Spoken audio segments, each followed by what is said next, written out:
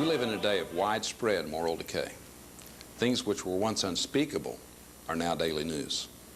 As leaders, you and I face a task more important and more difficult than simply choosing between right and wrong. Today, we must define what is right and what is wrong in a culture which seems to have lost its moral compass. Good character is vital to the health of any society. It must be taught, caught, and modeled in every aspect of life. It's our responsibility to lead our towns and our cities, and ultimately our state and our nation, in returning to the foundational principles of good character. Perhaps, like me, you've wondered how you could be more effective in encouraging good character in your city. To help answer that question, it's my privilege to invite you to join me at the Governor's Conference for Mayors and Government Leaders, taking place October 15th through 17th in Oklahoma City. I hope you'll take advantage of this important opportunity to learn how to make your city a city of character. I look forward to seeing you at the Capitol in October.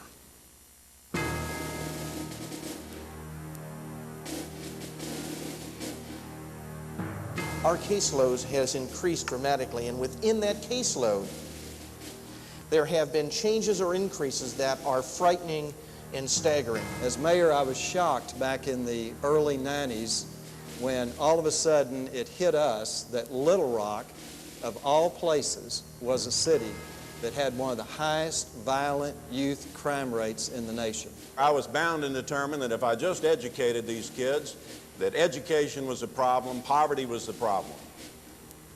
That's not true. Most of the problems that we face in our businesses and our communities today is because of a lack of character. Every year that they've kept statistics, the age group most likely to commit a crime and to be a victim has been the 18 to 25-year-old category.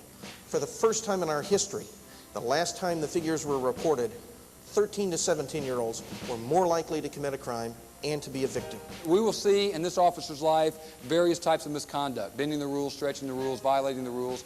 We will see an abuse of authority. We will see maybe even abuse of force.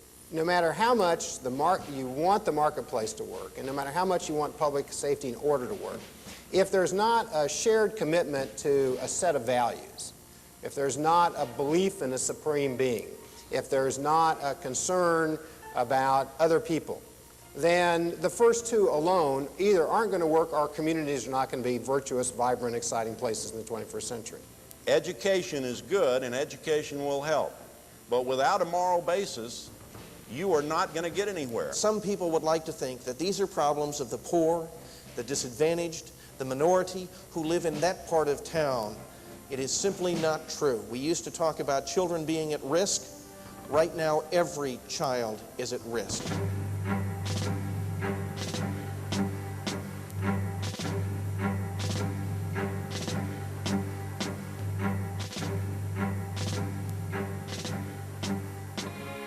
Wouldn't it be great if this community would have a reputation of being a community that cares, a community with character?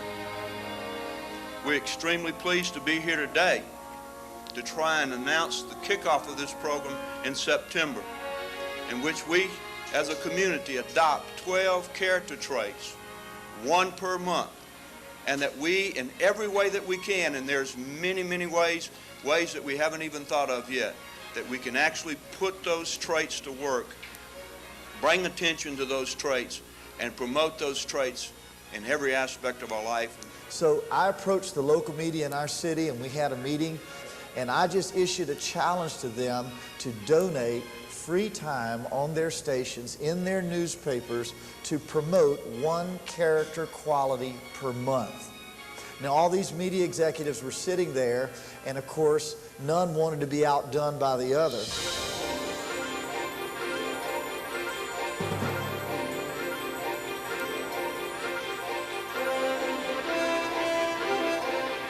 Hi, I'm Skip Bertman. When I give directions on the field, it's important the players... Today I want to talk to you about gratefulness.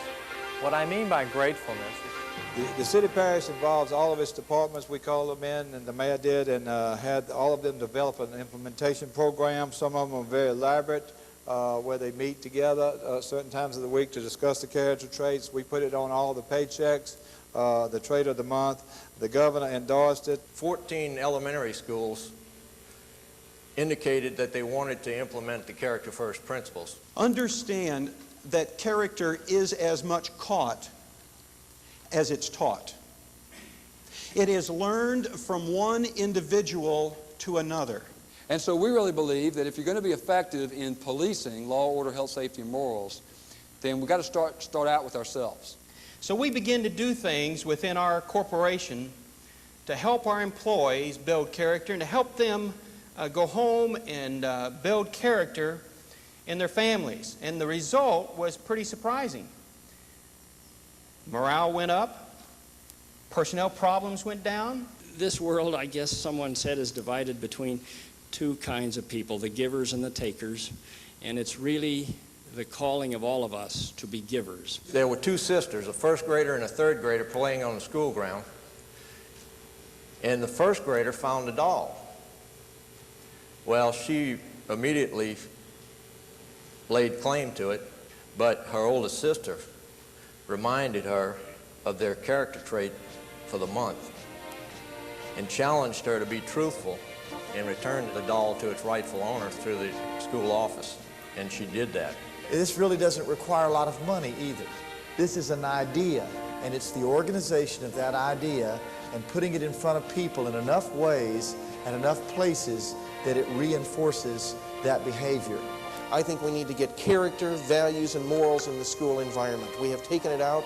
We need to put it back. We as mayors must redefine our public sector standard operating procedures to include a comprehensive character-based initiative.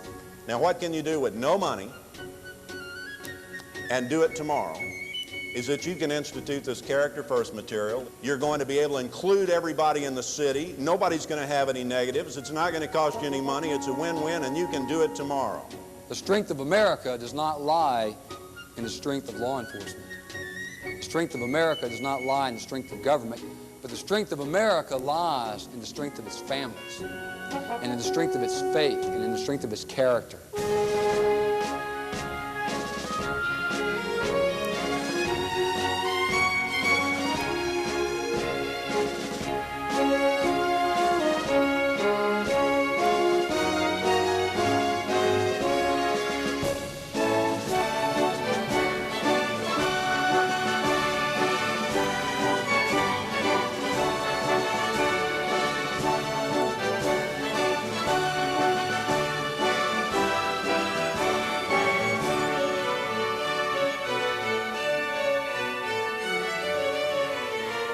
As a result of the Mayor's Conference, over 70 government leaders have committed to work together with their city council and community leaders to make their city a city of character.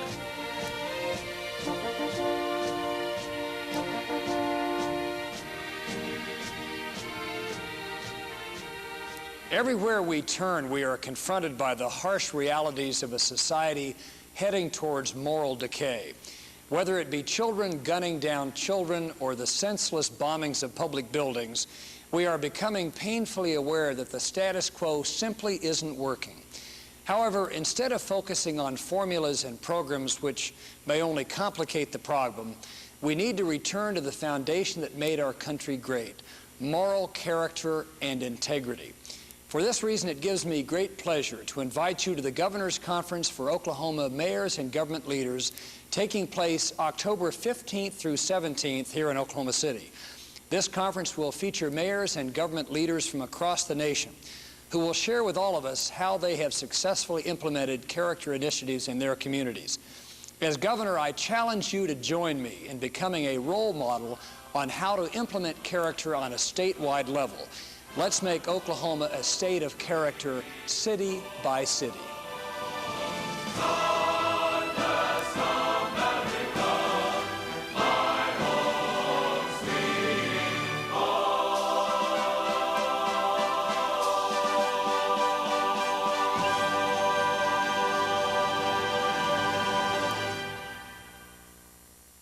For more information, contact the Oklahoma offices of the International Association of Character Cities, 520 West Main, Oklahoma City, Oklahoma 73102, or call 405-815-0001.